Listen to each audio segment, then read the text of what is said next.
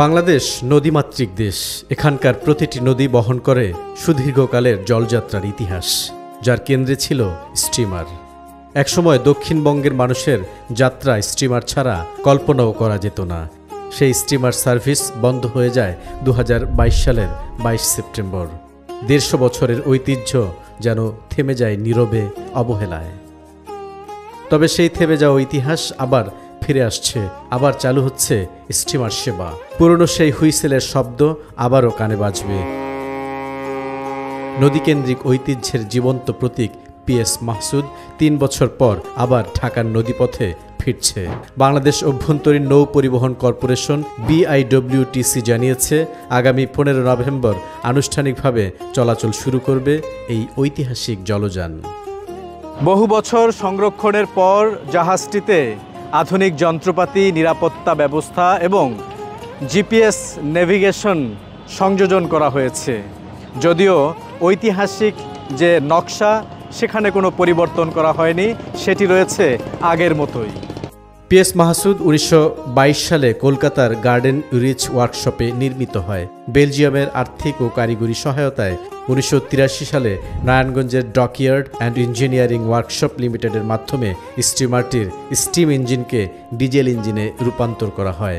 1995 সালে mechanical gear সিস্টেমে রূপান্তর করা হয়।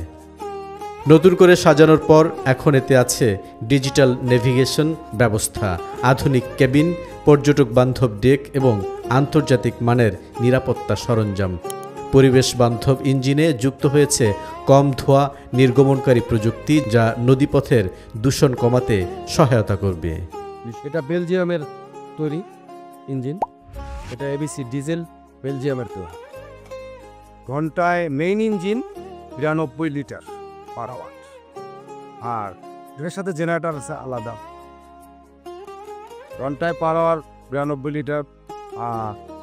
এটা 8 কখনো 10 কখনো 12 নটিক্যাল মাইল স্রোতের অনুকূলে বিপরীতে এক এক রকম।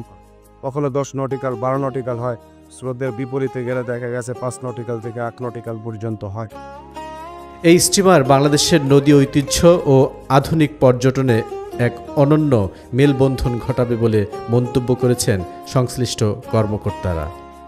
এই জাহাজটা মূলত এগুলা 2022 সালে প্রতিষ্ঠিত হওয়ার পরে বন্ধ হয়েছিল।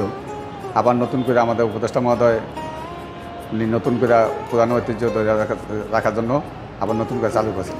আগামী নভেম্বরের 15 তারিখ থেকে আবার নতুন করে উদ্বোধন করবেন। 1 শতাব্দীরও বেশি সময় আগে নির্মিত পিএস মাহসুদ কি তার ঐতিহ্য ধরে রাখতে পারবে? প্রশ্ন ঢাকা বরিশাল নৌপথের যাত্রীদের। BIWTC ইতিমধ্যে অন্যান্য ঐতিহাসিক স্টিমার যেমন পিএস অস্ট্রিচ, পিএস লেপচা ও পিএস টার্ন পুনরুদ্ধারের পরিকল্পনা গ্রহণ করেছে। নৌ পরিবহন উপদেষ্টা জানিয়েছেন, তাদের লক্ষ্য হচ্ছে নদী সংরক্ষণের পাশাপাশি, অর্থাৎ নদীর যে ইতিহাস ঐতিহ্য রয়েছে সেটি সংরক্ষণের পাশাপাশি নদী নির্ভর পর্যটনের সুযোগ সম্প্রসারণ করা।